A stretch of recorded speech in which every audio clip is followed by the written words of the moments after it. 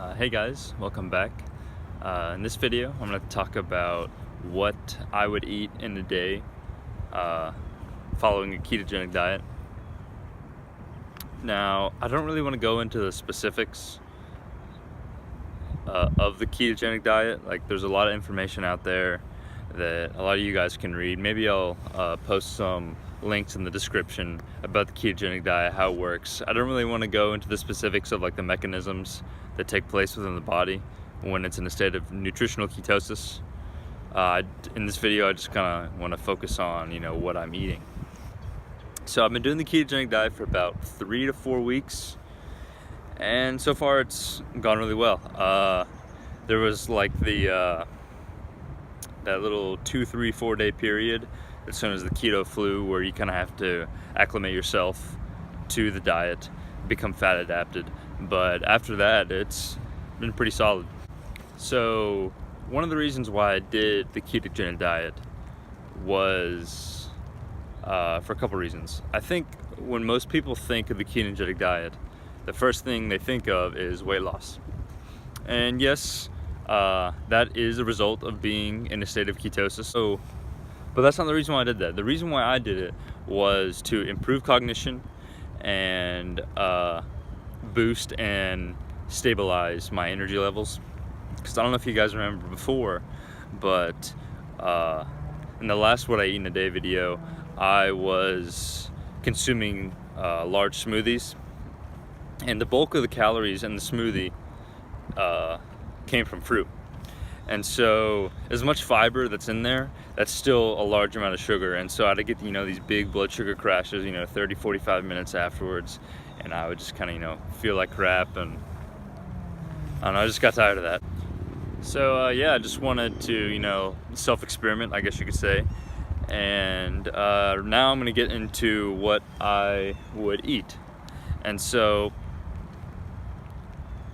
today, for example, when I get home, I'm probably gonna have 4 pasture-raised eggs.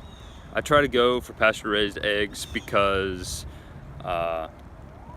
their diet consisting of green pastures and bugs reflects a higher nutrient density content within the eggs. And so usually the more quality the feed or the pasture that the chicken is eating, it reflects in the yolk of the egg. You can tell it's by being darker. And so usually have 4 eggs.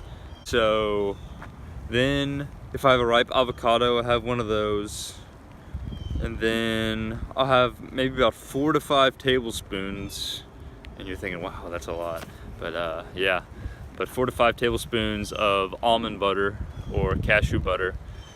And then if I have some raw milk cheddar cheese, if I have that, I'll have maybe 2 to 3 ounces worth of that.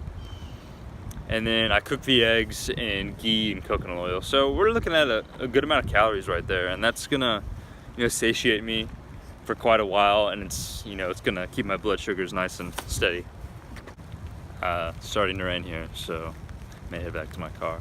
But yeah, so after that breakfast, I'll probably wait about 3 or 4 hours, and then just as a snack, I'll have an unsweetened chocolate bar. It's like the ones that's 100% cacao, and you're probably thinking, oh god, because most people wouldn't be able to tolerate an 85, 90% bar.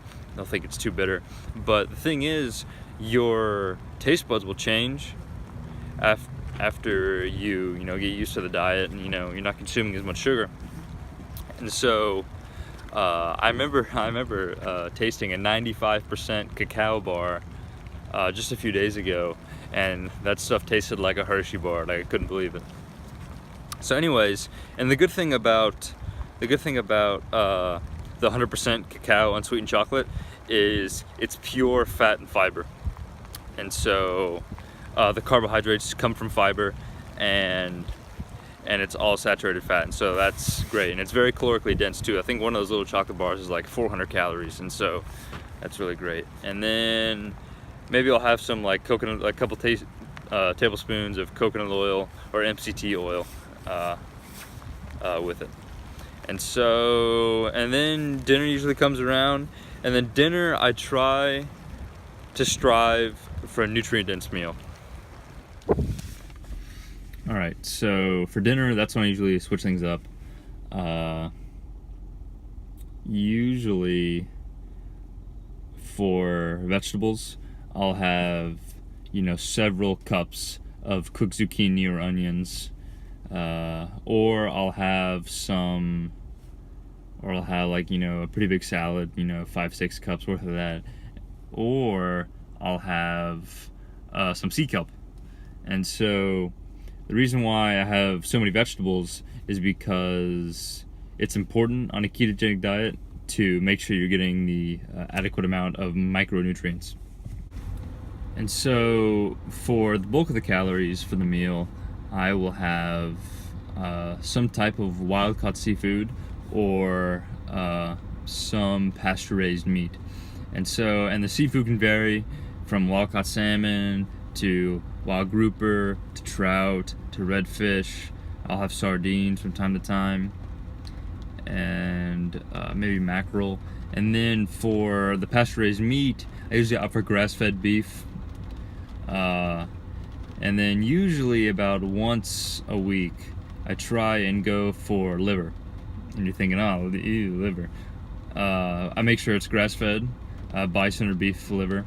And the reason why I eat liver is because it's easily the most nutrient-dense food you could consume. It has all the fat-soluble vitamins, and even has water-soluble vitamins too. And so that's about it for the bulk of that meal. Maybe like on the side, I'll have like some type of mayonnaise, and you're thinking, ew, mayonnaise. But the thing is, when it comes to mayonnaise, it works really well for a ketogenic diet because it's basically pure fat. It's oil and egg yolks and maybe some herbs. And so I try and get a mayonnaise that's soy and canola free and also sugar free. Looking ahead to the next video, I definitely want to do a video on fasting. And it's definitely a really cool concept. Hopefully I get the next video out to you guys within a couple weeks. I'll have to look at some research, do some more research, jot some stuff down and make some notes before I put it out to you guys.